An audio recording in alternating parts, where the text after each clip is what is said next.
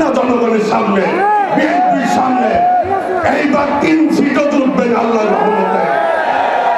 দেশ নিয়ে আজকে ষড়যন্ত্র হচ্ছে, নির্বাচন নিয়ে ষড়যন্ত্র হচ্ছে।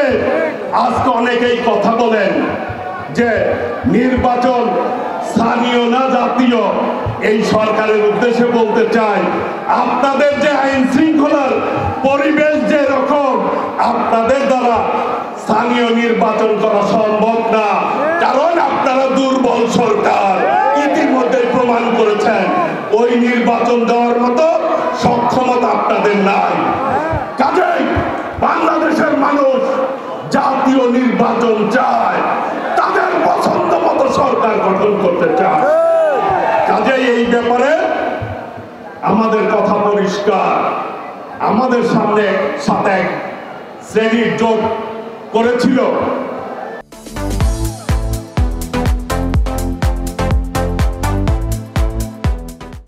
ইসলামের কথা বলে আর সন্ত্রাসীদের লালন করে।